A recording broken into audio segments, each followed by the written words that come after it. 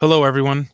Thank you for attending today's webinar, ISO 14001:2026 Explained, Key Changes and Transition Requirements, What Organizations Need to Know. Your presenters today are Chad Keimel, Bill Kovacic, and John Scheidler. If you have any questions throughout the webinar, I kindly ask that you type them in the chat box, and we will address as many as we can at the end of the webinar. We also encourage all participants to complete the survey afterward. Your feedback is greatly appreciated. Please note that we will not be sharing a PDF copy of this presentation, but if you would like the webinar recording, please contact us at webinars@omnex.com. Chad Keimel is the CTO and founder of Omnex Inc., an international consulting, training, and software organization headquartered in the United States. Chad will be facilitating today's webinar. Go ahead, Chad, take it away. Thank you, Andrew. Welcome, everyone. So you can see three of us here, myself, Bill Kovacic, and John Scheidler. Maybe you did not know that in the Omnex group, we have a third-party certification body. So we have John Scheidler also joining us, and he will talk to you a little bit about climate change mitigation and some other interesting things. So without further ado, let me get started. A brief introduction to Omnex. Many of you, in our research, about half of you already know who we are, and the other half are sort of new to us through these webinars. Who are we? We are an organization that focuses on multiple different standards and initiatives. Even when we implement standards, and we call them conformance standards, we are always focused on improvement. That's the whole idea why we have standards, folks. And that's what we try to do. Okay. So this is what we think, as when you write these standards, you have, I'm very happy to say I'm surrounded by a group of thought leaders. So really, Omnex is a company of thought leaders. In fact, when I introduce John Scheidler, you will understand he's one of the leaders also in the environmental space. But we have people who wrote multiple different standards, and you can see some of the pictures. Well, I'm remiss. Bill Kovacic, John, and myself were all on ISO 14001, the technical committee for 207, but I'm going to say that in a short time. So Omnex is headquartered in Ann Arbor, Michigan.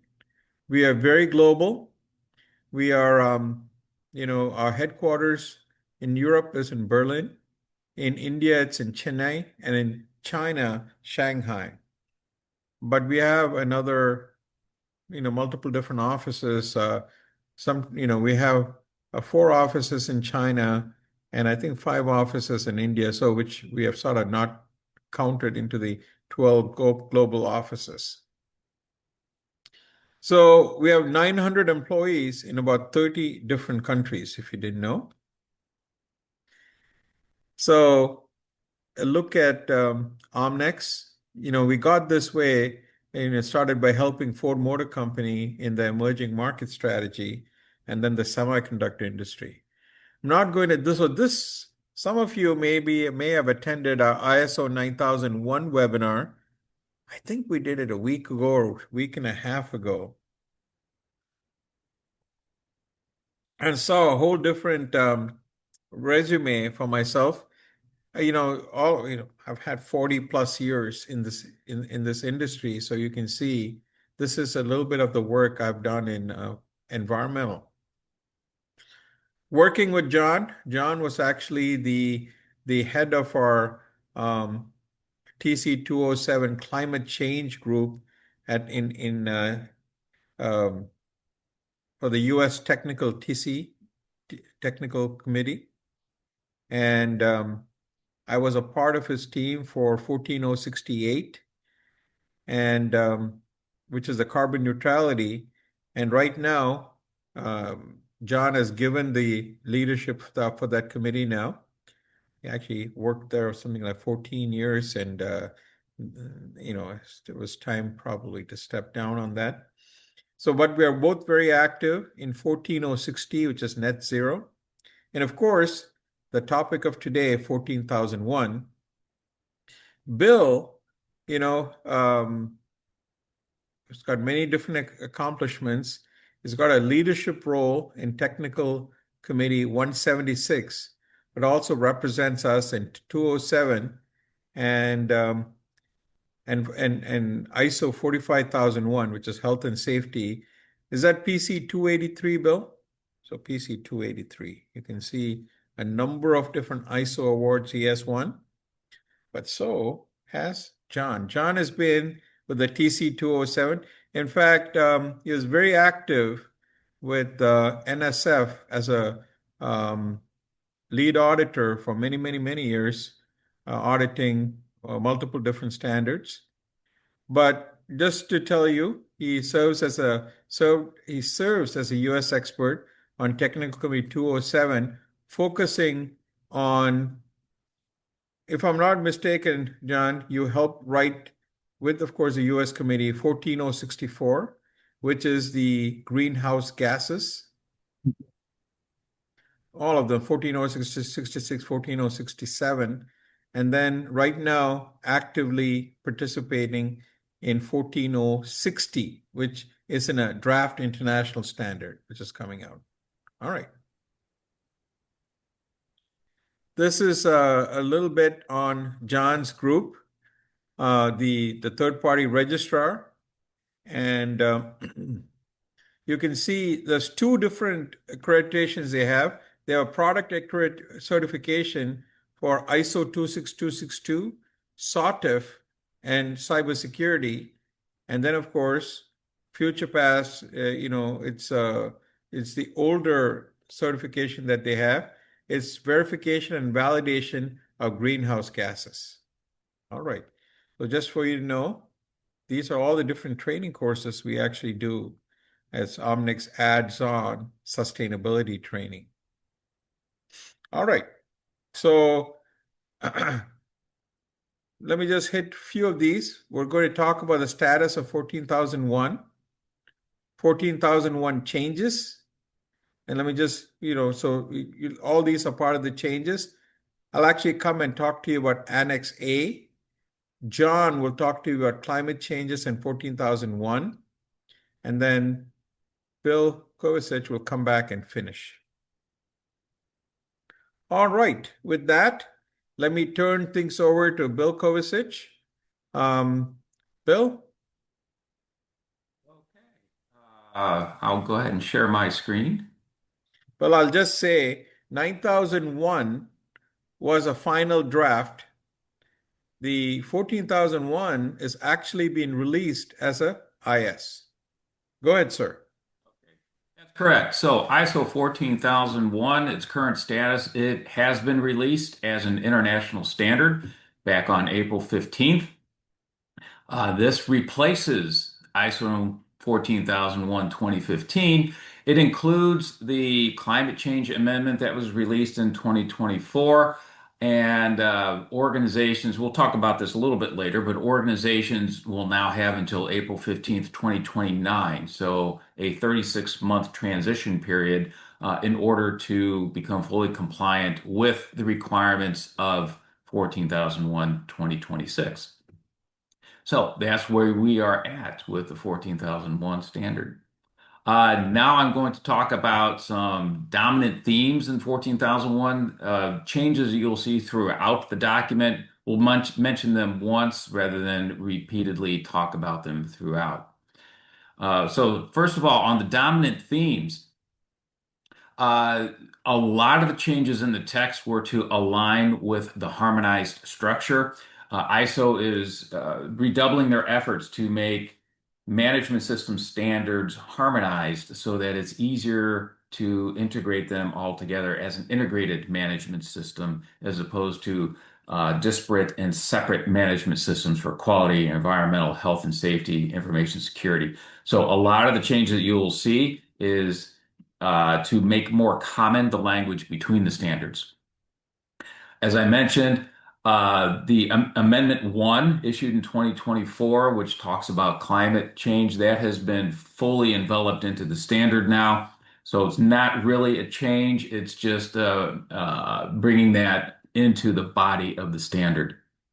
One of the more notable changes is in clause 6. There's an entire new clause, 6.3, planning of changes.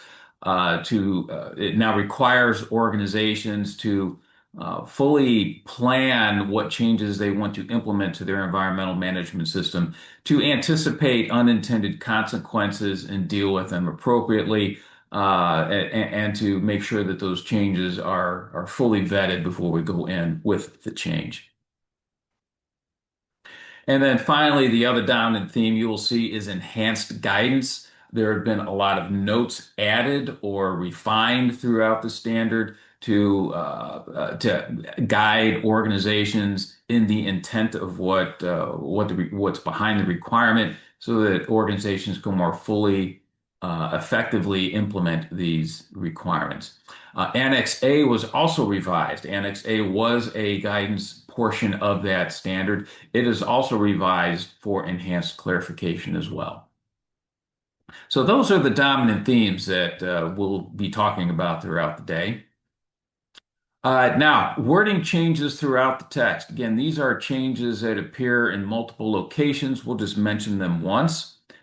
So documents in the 2015 version, we talked about documents and records. That was in the 2008 version. Now in 2015, we differentiated between them. We refer to both of them as documented information, and we differentiated between them, documents and records by saying documents were maintained documented information, records were retained documented information.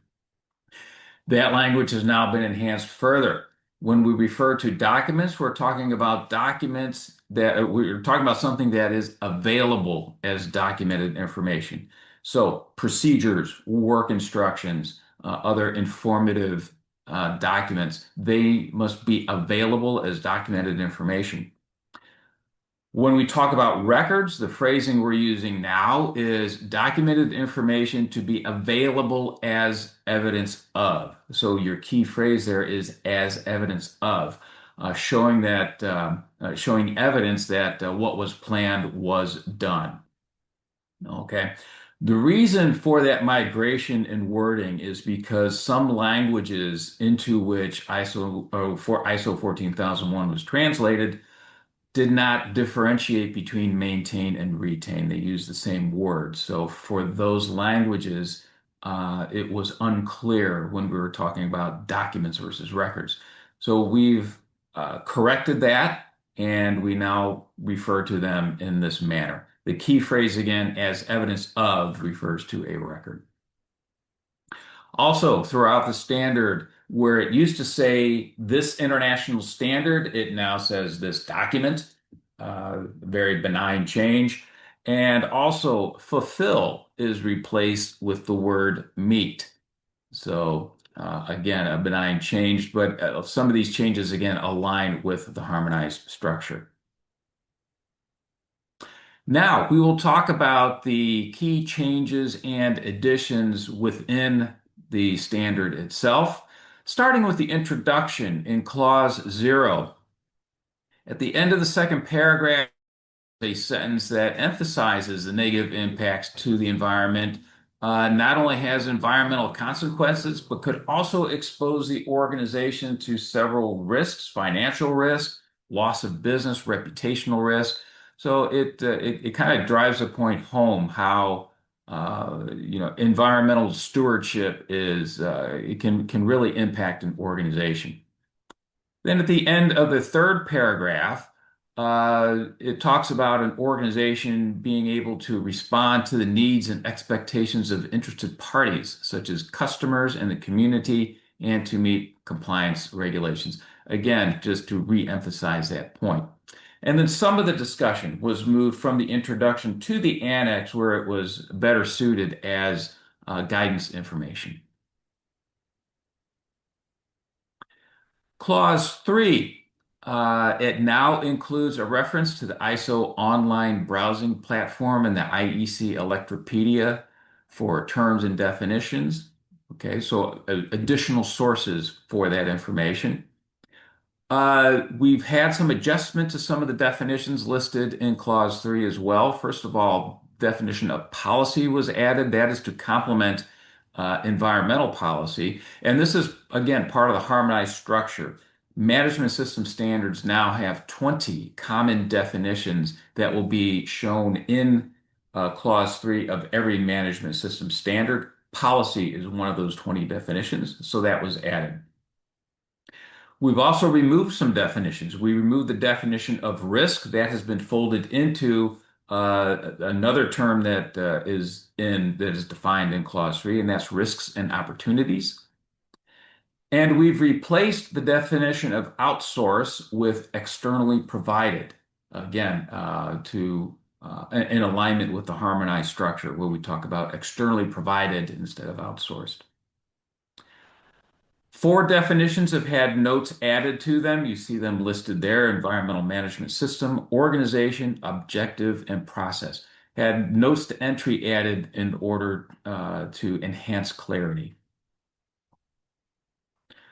We've also had notes to entry deleted from some of the definitions. First of all, for requirement, we deleted obligatory because that is already emphasized in the document text. And the note to entry for corrective action was actually folded into the definition itself, so that note was removed. And then there are some definitions that have had substantive changes. First of all, interested party also now acknowledges the term stakeholder. Interested party is the preferred term, but stakeholder can be used. Risks and opportunities. Within the definition, the word threats is replaced with the word risks. Environmental policy, again, that has been broken down into 2 now. One definition for policy, the other for environmental policy for alignment with the harmonized structure. Another alignment is for the definition of process. Process now takes inputs and uses them or transforms them. And instead of outputs, we use the word result. Transforms was added as a nod to service organizations who may not necessarily use tangible things, but might transform, let's say, information and return it to the client or pass it on as its own. So instead of using, which connotes consumption, we also add the phrase or transforms. The definition for audit removes as documented as a descriptor for the definition, and the definition for indicator has been completely rewritten, as you see below: quantitative, qualitative, or a binary variable that can be measured or described, representing the status of operations, management, conditions, or impacts. That is a bit different from the previous definition for indicator. As we move on into Clause 4, as I mentioned before, Amendment 1 has been fully enveloped within Clause 4.1 itself, and it also lists specific environmental conditions as examples of things for the analysis of the organizational context. So again, a little bit of clarification there, in addition to folding in Amendment 1. Clause 4.2 has had notes added, again, for clarification, that interested parties can have needs and expectations related to environmental conditions in support of Clause 4.1, and that expectations become compliance obligations when the organizations commit to them. So if there is a need or expectation of an interested party, and you as the organization determine that you are going to meet that need or expectation, that now becomes a compliance obligation. Clause 4.3, we have an expansion of the scope of this particular clause, where we now include the life cycle of activities, products, and services when determining the authority and ability to exercise control and influence. So it's no longer just what we're doing within our 4 walls as an organization, but now it can involve consideration of the procurement of the raw materials, or perhaps what happens to our product uh, at the end of its life cycle. Considerations for recyclability, reusability, remanufacturability, if that's appropriate. So again, it's an expansion of the scope of the Hey, environmental Bill. management system. Yes, sir. I was a little slow in unmuting. In the last section, you don't have to go back. This needs and expectations becoming sort of a unstated requirement is quite interesting. Are they taking the same definition also in ISO 9001? ISO 9001 does not use the phrase compliance obligation Okay, there. all So right. Okay, but I think generally it's something I think of it as a sort of a positive. I know many people might take it as a challenge, and I see that as a reason they might even sort of water it down. But my thought is keep it at that.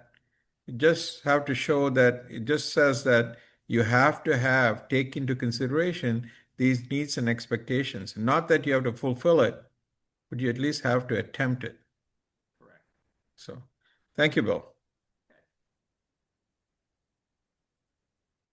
Okay. Also, there is a very small wording change. In the standard, there is a sentence that says need to, and that was just simply changed to shall to reinforce that the activities, products, and services within the scope are included in the EMS. So just a simple word change. It was always required. Now we're just, again, for consistency using the word shall. In clause 6, when talking about environmental aspects, organizations must now consider both normal and abnormal conditions. So normal is new, as well as potential emergency situations when determining those environmental aspects. And if you think about it, organizations operate under normal conditions the majority of the time. So if we did not include that, we would be excluding a good portion of what we're considering for environmental impacts. I'm sorry, environmental aspects. And secondly, without understanding what normal conditions are, it may be more difficult to recognize an abnormal condition. So by now considering the normal conditions, it should make recognition of an abnormal condition easier and more immediate. And then clause 6.3, as I mentioned, this is completely new. It talks about planning of changes and how organizations must plan and carry out changes that affect the EMS in a planned and deliberate manner when that change is needed. They are managed so that we can achieve the intended outcomes with respect to the EMS and avoid or at least anticipate unintended consequences and know what to do about them when they occur. So, a little bit more deliberate approach to planning of changes. In clause 8, a simple word change that softens the requirement a bit. Organizations no longer need to identify planning actions, but to determine them. And that's a little bit softer because identifying essentially means you need to name them, whereas here all we need to do is to determine them. And some of that has to do with, again, alignment with the harmonized structure. There has also, again, been a broadening of the scope when we're talking about control or influence over activities affecting the EMS, not under its direct control. Instead of outsourced processes only, now we need to consider externally provided processes, products, and services. Okay, so again, not just processes, but anything that is provided externally in the form of products or services are now included within 8.1.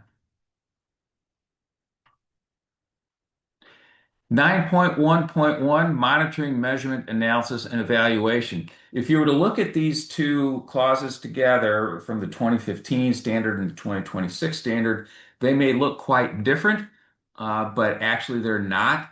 is just a little different. It's some rephrasing, again, for harmonized structure. And we've moved some things around. I only mention this here so that you know that really nothing has changed with this paragraph. It's just been some extensive rearrangement of text. In 9.2.2, take into consideration has been changed to consider. Consider means to evaluate, where take into consideration means you must factor this in. So consider, again, is a little softer, gives a little more flexibility. And what we're talking about here is when we're speaking of setting up your internal audit program, you now consider the environmental importance of the processes rather than take into consideration. So, from a practical perspective, probably not much difference, but there is a little bit softer wording there. Where we do have additional requirements is organizations must now define the audit objectives in addition to the scope and criteria of your internal audit. What are we trying to accomplish? And also have documented information about the audit program in addition to the evidence of implementation and evidence of audit results. So you must have a documented audit program now as well. Clause 9.3, the structure of 9.3 has been broken down into three subclauses, again, for alignment with the harmonized structure. You have general requirements, management review inputs, and management review results. Now, as far as the inputs go, the language has been strengthened here. So it used to say shall include consideration of the following topics. It now is shall include. So including the consideration of, again, that is something where you can think about it and then you can either include it or exclude it. But And Bill, now yes, so it's a small, big change in the sense that now, if they say these are all the inputs, you need to include them as exactly. part of the inputs. Exactly. It's no longer optional. They must be included. Folks, Okay. welcome you also to there's a Q&A. You can ask questions, from this presentation. We will address it in the end of the webinar. Go ahead, Bill. Okay. In addition, there is the needs and expectations of interested parties is refined to those being relevant to the EMS. So that has kind of narrowed the scope of needs and expectations of interested parties. We're simply talking about what pertains to the EMS. Okay.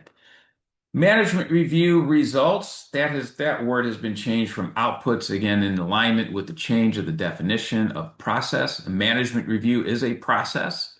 Okay, it has inputs and results. We simply change the word output to result, no practical change. Clause 10, it has been rearranged. Clause 10.1 and 10.3 have been combined into a new clause 10.1, but the requirements remain the same. So what you'll see different in the standard is that there is no longer a clause 10.3. That information has been moved up into 10.1.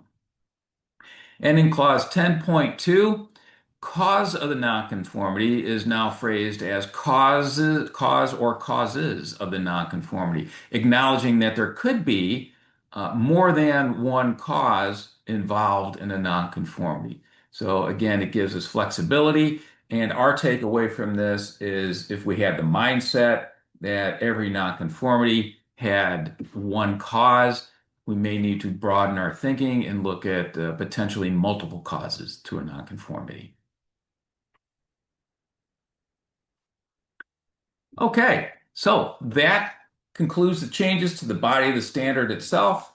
Now, Chad is going to talk about Annex A and what's going on there. So, Chad, do you want to take control back? Oh, yes, Bill. Let me do that.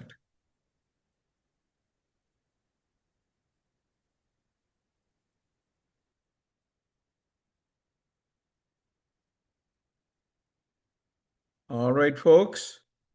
So Unlike ISO 9001, Annex A has been there, over time.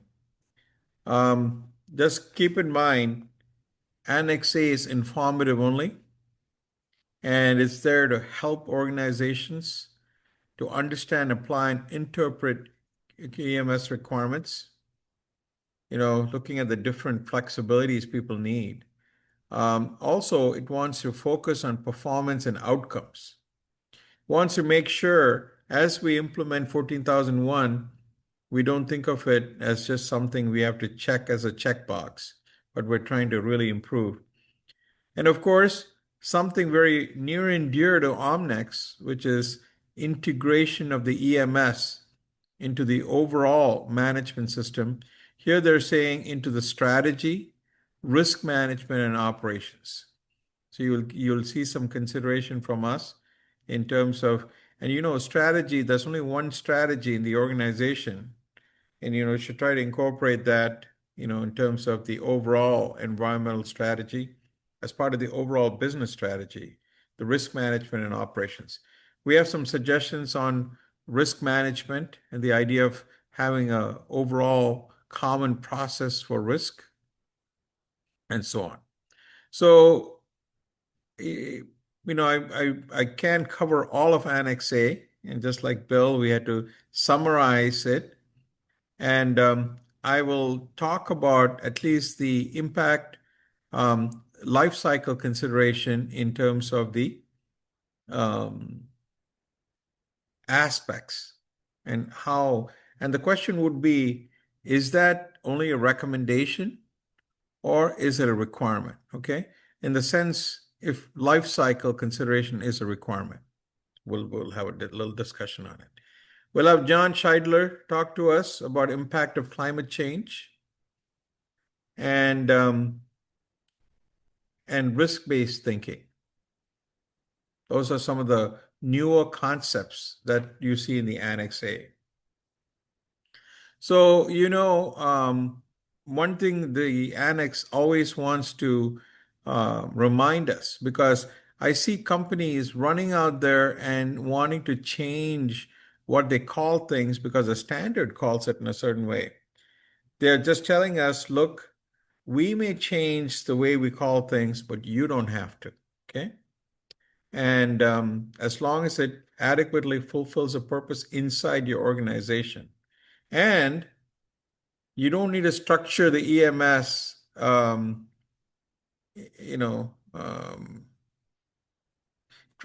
going to recommend that you not structure the EMS like the standard, because, we would like you to be actually more process focused based, and which means then you have your own processes.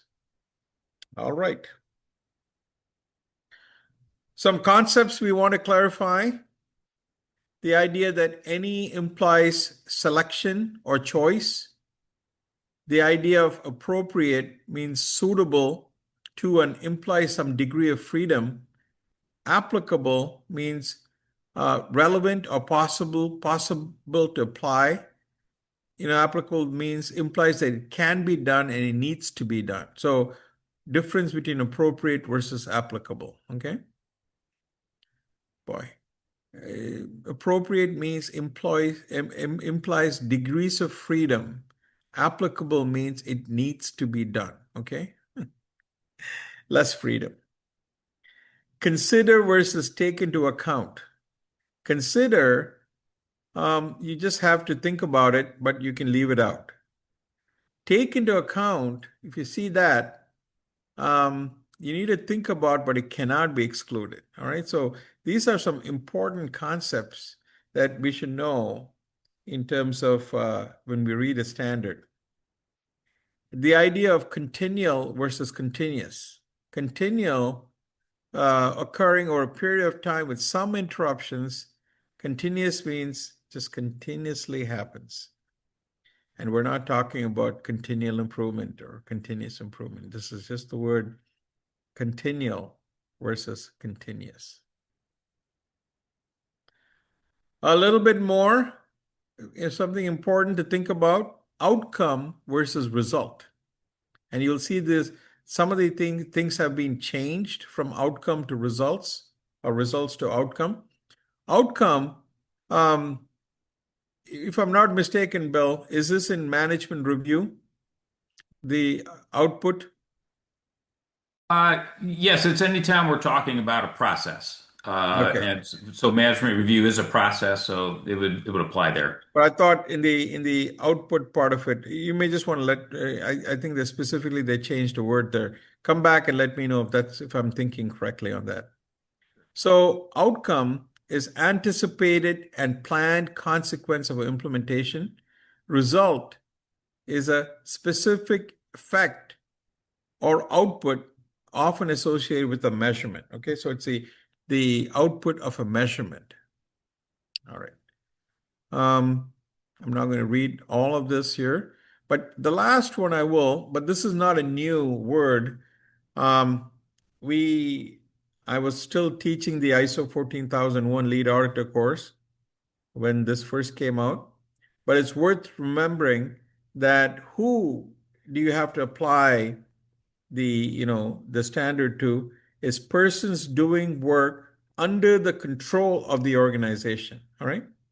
So at the time I was teaching 14,001, I remarked oftentimes these folks, which are people doing under its control, sometimes do the worst and things with the worst environmental aspect are being done by contractors. So it behooves us to think about that. So one of the things I did want to touch about of all the different changes in the annex and all the things we want to talk about in the annex, I especially pulled this out of our transition training course, these slides actually, is, I wanted to focus actually more than 6.1, but it's worth looking at even this. So 6.1 is actions to address risks and opportunities, okay, including the environmental aspects within the EMS. So really my point here was in the aspects, we may have looked at the environmental aspects of our sort of our overall operations, but you need to also have a life cycle perspective. One example that Bill mentioned was going back to thinking about the raw material, right? Because that's part of the life cycle. Let me just say, we need to also think about maybe the aspects when it's underuse, overuse. Or in this example, it's very important that you look at the aspects of design. So in your overall new product development process, you need to have aspects and impacts, that you do, because the biggest impact you can have on environment is actually during the design stage. So it's worth reminding ourselves in terms of how we can really, maybe in this round of improvements of 14,001, as you're implementing these changes, maybe you can improve things. This is a brand new section in 14,001 is planning of changes. And if you did not have a process for planning of changes, you need to implement one. So, and they're saying the types of changes that can, be included in this planning for changes is changes in products, processes, and services. Definitely, that has you have to go back and actually, start from the beginning and look at the aspects and impacts of this change. Changes in compliance obligations, right? It has big ramifications. Changes in knowledge or information about environmental aspects. You might find something has changed and um, about the impact of something, right? And it could be because of the weather has changed a lot more, and you're suddenly getting worse tornadoes, and you have to ask yourself, what is the impact of this kind of class 4 tornado or something like that. Changes in knowledge or technology, material specs, and so on. I'm not going to read all of it, but it's in the annex, and we have to think about it.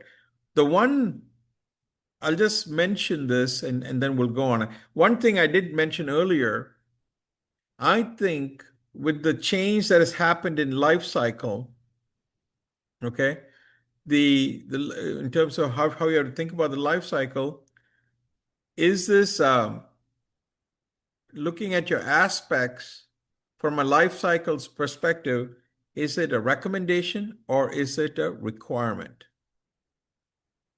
Okay, sometimes something like that, especially when they remind you in the annex, I could think of it as a requirement. With that, I'm going to hand things off to John Scheidler. John and I were discussing things a little earlier. I'll just mention this. But for many of us today, you are being asked to do greenhouse gas. Your customer is actually implementing either net zero or carbon neutrality, and are asking for. They look at all of us, all the suppliers, as the scope number 3, and you're being asked to submit that. Many of you are. Wish this could be interactive so you could tell us. The second is, I've done research, and many of you have adopted, carbon neutrality and net zero, and it's going to become easier. With that, let me turn things over to John. Go ahead, John. Thank you, Chad. So, next slide, please. Oh, of course, John. Hang on one second. Yeah. Yeah, thank you very much. So we've already covered this. I'll just repeat it quickly, that the amendment that was adopted in 2024 is now integrated into Clause 4 of the standard. That's the consideration of whether climate change is a relevant issue for the organization. And we have a little list here of things that could be triggers for determining relevance. For example, you may find that you have requirements for greenhouse gas reporting. There are new programs in California, new compliance programs in California and New York State around greenhouse gas reporting. Senate Bill 253 in California and the new Part 253 in New York, which took effect on January 1st of this year. Physical and transition risks. We talked earlier about the role of risks and opportunities in the standard, and every organization should be considering physical risks. This could be as simple as identifying whether a electrical gear is located in the basement of the organization's buildings. We learned after the Superstorm Sandy that that would subject them to greater risk of flooding and outages. So you might want to raise that to a higher floor. That's an example of a physical risk. But there are many others associated with climate change. Supply chain.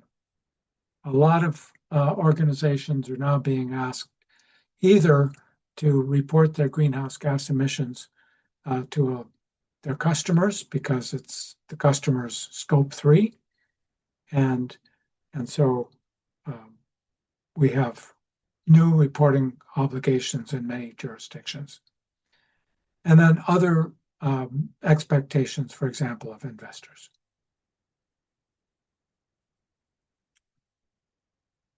Here's a list of things that ways that the organization can respond in the actions section of 14,001. Definitely consider how you might mitigate physical risks to the organization, and transition risks. Transition risks are those related to the transition to a low carbon economy. As We decarbonize our systems. We're going to have to change our products. We're going to have to just change our processes, get more renewable energy, whatever the case may be. Many organizations are now committing or have committed to net zero carbon emissions or to carbon neutrality. ISO has published standards on carbon neutrality 2023, and the net zero standard just advanced to the draft international standard stage, which means that publication is probably about a year from now. There are many examples of organizations taking very effective actions with their supply chain partners. Walmart comes to mind, where they started with a questionnaire and kept driving improvements through interactions with the supply chain, driving emission reductions, ultimately that benefited both the supply chain partners and Walmart itself in its Scope 3 emissions. Greenhouse gas emission reporting is expanding. I just mentioned a couple of new programs. And so we need to take into account where we have new compliance obligations. But even if you're doing it on a voluntary basis, it may be because you're responding to the expectations of customers or investors, for example. Many organizations already publish sustainability reports, and typically climate change aspects and impacts, greenhouse gas inventories feature in those reports.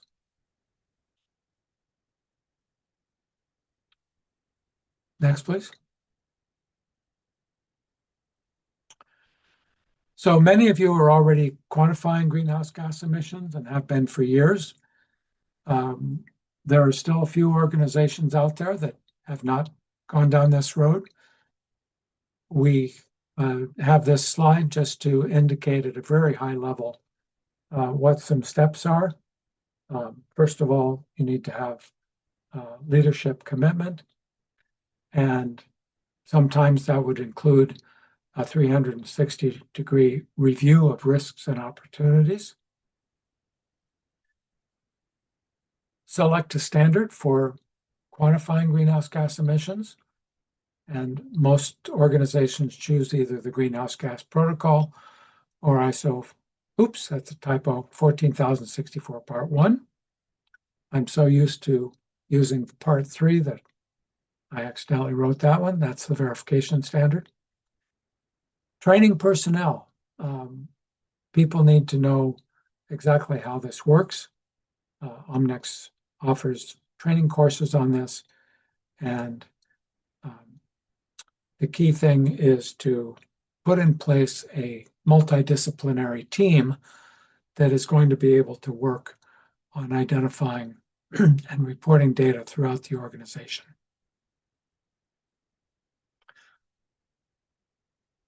Subcommittee 1 has a guidance document on climate. It doesn't really get into quantification, so you need other ISO standards for that. But 14002 Part 3 on climate is a very useful document in any case. You can use the improved information and reporting for strengthening your organizational resilience. Resilience is sometimes also known as climate change adaptation, where you take the steps necessary to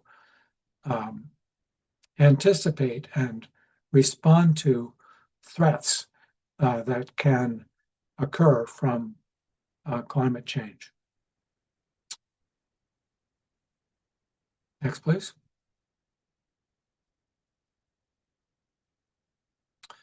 So there's a brand new standard. It's ISO 14060.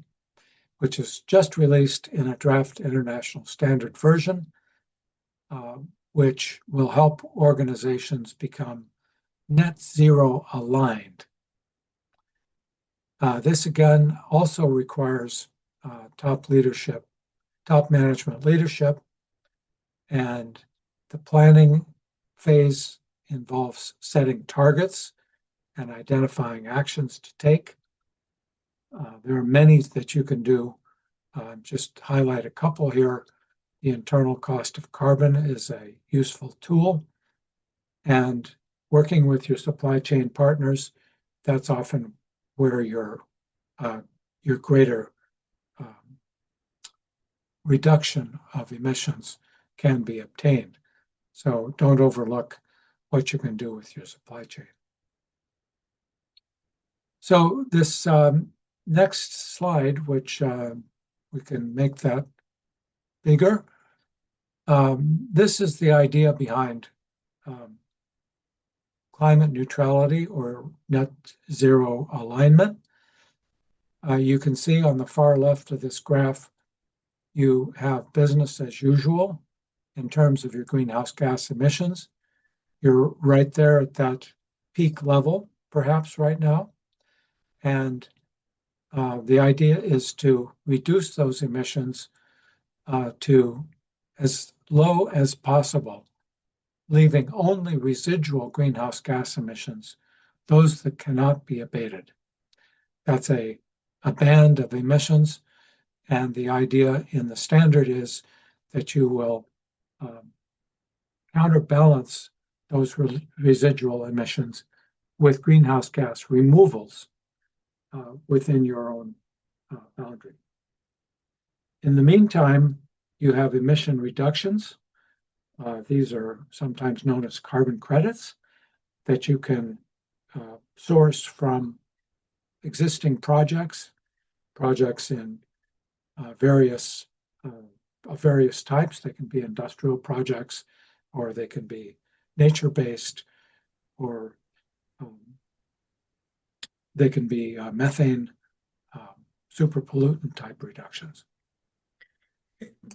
Hey, John, I'll just Yes. mention this. I forget now. There are people are joining. What are the other one or two groups? Is it GHG is a protocol, but that's actually I forget the name of the other group. But you may have maybe be a challenge for many of you to find who they are and what the requirements are. I think this kind of ISO standard is going to make it more democratic, where you can come to a training course and find out what you have to do and just sort of implement this just like you would do ISO 9001, 14001, or IATF 16949, or whatever standard you're doing. So highly recommend adopting something like this because there's so much maybe you will learn about your own organization. Should I go on to the next slide? Yes, thank you, Chad, for that good point. So John and I are actually going to be doing this webinar. Both of us are on the 14060 committee, right, John? Mm-hmm. You want to just say a few things about this, and we'd like to invite you guys to join us again. Right. So 14,060 is an outgrowth of both the International Workshop Agreement, IWA 42, and builds upon much of the work that was done for 14,068 2023. That was a document I worked on as a U.S. expert for many years.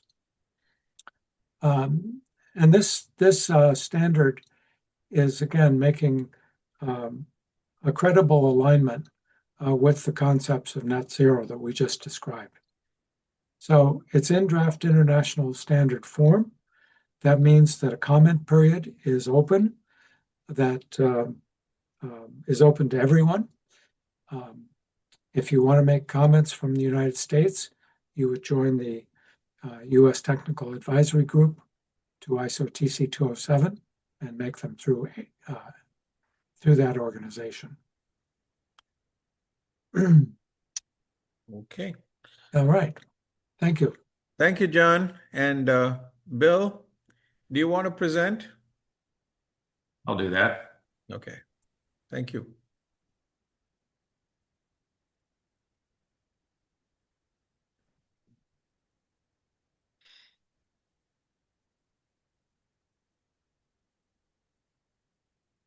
Okay, so I'll spend just a minute talking about changes in 19,011. That is the ISO guidance document for how to conduct audits. There's been some changes to this which may impact you either as you carry out your own internal audits or as an external auditor may also adopt these changes. So, first of all, there is a new definition for remote auditing method, and that is an audit that takes place in a location other than the auditee. Obviously, this was an outgrowth of the pandemic when remote auditing became necessary. And so now that has been defined as to what exactly it is. There were two items added to the list of information needed for an audit program. One of those is the criteria for the participant of an observer. An observer is someone who just as it implies, observes the audit but does not act as an active auditor. It could be someone in a position of training to become an auditor, where they are just watching to see how an audit unfolds. The other changes, or the other thing added to the list of information needed, is the organization's internal and external context to help frame the audit itself. There was a note added to Figure 1, the process flow for management of an audit, to acknowledge that sometimes audit follow-up may not always be applicable. If there are no findings in an audit, which is possible, then there's no audit follow-up to take place. So that is now acknowledged. There's also additional guidance for joint audits. A joint audit is when two or more auditing teams, if you will, are auditing the auditee at the same time against different criteria, perhaps against different management system standards. And there was attention should be paid to make sure that the audit teams don't overlap, that they're requiring the same resources simultaneously. So again, just kind of a best practice for conducting joint audits. And then finally, in Annex 8.12, that has been expanded for the auditing of the supply chain. So too numerous to get into here, but just take a look at that.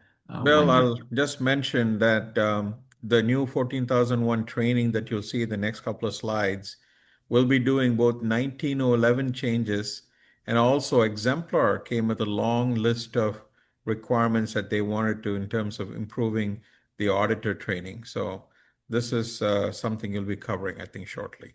Yes, it will be. Okay. Now, I'll also spend a minute talking about ISO 31000, which is talking about risk and risk management and how that plays into 14,001 2026. So, by using ISO 31000, the suite of documents called risk management, the basics, alongside your environmental management system, that will enhance your risk management, because ISO 14001 talks about identifying and assessing risk management. 14001 talks about the impacts and aspects, whereas 31000 takes that risk-based thinking and transforms it into actionable processes. It provides a detailed framework for the analysis of the root cause and consequences of those risks. Okay, and it can help bring to light some of the overlooked vulnerabilities, because now, again, you're transforming this into actionable processes. It's more than just acknowledging risks. It helps you determine when you should avoid risk, share risk, or accept the risk through an established rigor of putting these risks through a risk-based thinking process. And then finally, it also ensures communication and consultation with your relevant interested parties about these risks, which helps to develop trust between you and your interested parties, because you're openly sharing information about these risks. So incorporating ISO 31000, and by the way, Omnex has some training available for that if you're unfamiliar with 31000. If you embrace 31,000 and use that with your management system. Again, it will help you better address and tackle head on some of these risks that you may have identified. Now we'll talk about transitioning to ISO 14001 2026. Okay, so we're compliant to 2015. What do we got to do to get compliant to 2026? Well, you have a transition period, just like we did when going to the 2015 standard. The Global Accreditation Cooperation Incorporated has announced, or otherwise known as Global ACI, they have announced a 36-month transition period. Therefore, because the standard was released in April of 2026, you have until April of 2029 to fully transition. The Global ACI, that's a new term. You may not have heard of them before. They are the combination of the International Accreditation Forum, the IAF, along with ILAC, the International Laboratory Accreditation Cooperation. They have merged and changed their name to Global ACI. Okay, so whenever we were talking about IAF before, we now refer to it as Global ACI. So they've determined a 36-month transition period. It is expected, however, that before that 36 months, new certificates to the 2015 standard will cease to be issued. So, for example, you may be an organization who is undergoing a recertification or an initial certification audit next week to 14,001. You're not expected to be compliant to 2026 yet. You can still be initially or recertified to 2015 for now, but it's expected that those certificates will stop being issued well before the 36-month transition period. So the bottom line is you do not have to transition at your next audit, but you do need to transition before the 3-year or the 36-month transition period ends. So what do we do to transition? What are the steps we need? Well, first of all, perform a gap analysis. You should now have an understanding of what the new and changed requirements are, where the scope of a requirement has been expanded. Conduct a gap analysis to identify where you fall short of meeting the new requirements. And consider things like the impact on the integrated management systems, digitalization of your EMS, or adopting some of these other standards. And conduct an executive overview for top management so they understand what needs to happen in order to successfully transition. Next, eliminate those gaps. Assign resources to tackle where those gaps are. You might have to retrain some individuals, some relevant individuals, your auditors, your EMS staff, and others that may play a role in this. So that they know what the new requirements are. And we'll talk about training opportunities in just a moment. Once we think we have the gaps closed, conduct an internal audit yourself to make sure that you are ready. And if you're confident that you have closed the gaps, you can then schedule a transition audit with your certification body. You can do this at the time of a recertification audit, or even a surveillance or periodic audit, or really at any time in between. You can schedule these transition audits in order to successfully transition to the new standard. I encourage you, though, try to do this sooner rather than later. Okay, certification bodies have finite resources. There are the 3 most popular standards, 9,001, 14,001, and 45,001. They are all undergoing change. They are all probably within a year of each other. All 3 of these standards will be revised and people will be transitioning. So these certification bodies have finite resources. They cannot conduct transition audits at the last minute for everybody. Okay. When we went through this in 2015, there were reports of some organizations not being able to schedule a transition audit prior to the expiration of the 3-year transition period, and they suffered some consequences for that. So I encourage you try to transition within the first half, within the first 18 months, when there will be ample resources available for you to conduct a transition audit on your schedule, not on their schedule. Okay, we talked about training. You may have to train some of your individuals, auditors, practitioners, EMS managers. Omnex has several courses available to you. First of all, transition training, ISO 14001 2026 transition training. That is a one-day training course that will go into greater detail than what we have here about the new requirements, how to transition. So that is available to you. And then the understanding the requirements, internal auditor and lead auditor training, those build upon each other.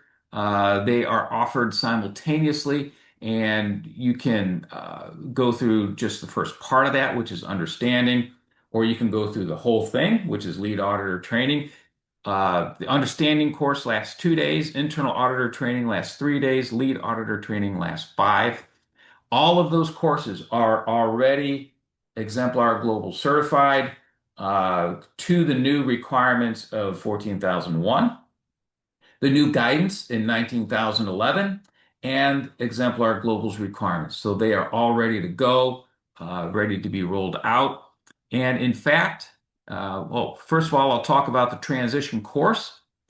So this 8-hour course for transitioning for those people that might need that training, you can see here what the content is, the outline. We talk about the changes. We talk about notable requirements that are not changing, just to re-emphasize that.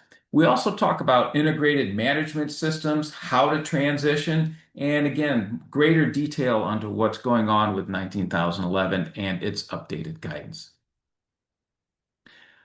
As far as offerings go, 14,001 transition training, you can see here we have virtual offerings for throughout the summer.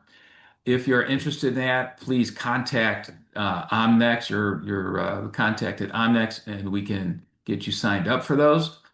And again, these courses are reflecting the changes in both 14,011 and 19,011, 14,001 and 19,011. For the auditor training, you can see we have some going on right now as well as throughout the summer. The understanding portion, that is just talking in greater detail about ISO 14001 as a complete standard, not just the changes, but as a complete standard. You can see that those are 2-day offerings. If you want to go through the internal auditor training, you stick around for a 3rd day and you learn how to conduct internal audits. And then if you want the full suite of the course, the lead auditor training, you stick around for 2 more days or for a full week, and you not only understand how to conduct internal audits, but also how to lead an audit. So, and again, these courses have been fully vetted by Exemplar Global.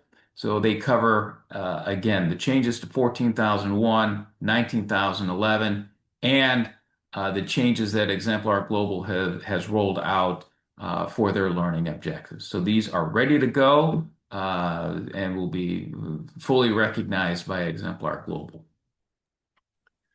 Thanks, Bill. Chad asked me to take over for the EW QIMS suite, so I will share my screen. So I know we're running out of time in the webinar, but I just wanted to go over a little bit of our software tools that we have. We have 14 different modules that make up 4 distinct platforms: a new product introduction platform, an e-mobility platform, a QHSE platform, and a supplier quality management platform. For the purpose of this discussion today, we'll be looking mostly at the EQMS QHSE system, which basically takes care or automates all of the processes that would be part of your QHSE suite. So if you have an environmental management system complying with 14,001, you can then use our software to help you automate the auditing process, the documentation process, as well as the corrective action process. So here you can see the 4 different platforms. And one of the things that we've developed as part of our solution is to bring AI into the development of documentation. So if you're doing updates to your documentation, or if you're starting your digitalization journey, you can use our platform to help you create documents through our system, which will help you in conforming with the standard, and also to face different audits, because all the documents are in one place in a centralized system, and you're only able to access the most current revisions, so you don't run into those messy situations where an auditor will find someone using a previous version of a document, which is an easy way to get an NC. Also, corrective action process is one of the top NCs that's identified as part of ISO 9001, ISO 14001, or 45001. So automating your corrective action process and leading your team through that is an important part of any QHSE system.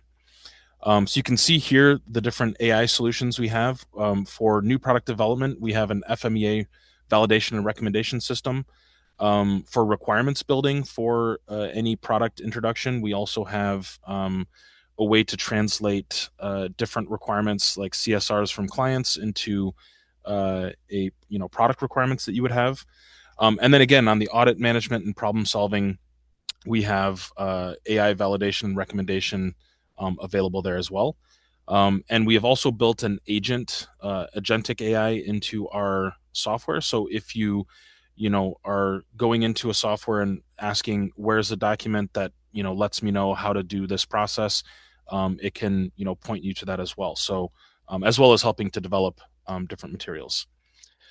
That's it for the webinar. Since we're a little bit over time, we only have time for a couple questions. Bill, I had one for you that came in, which says the change in life cycle, or the life cycle change has large implications. Can you clarify that requirement? Good question.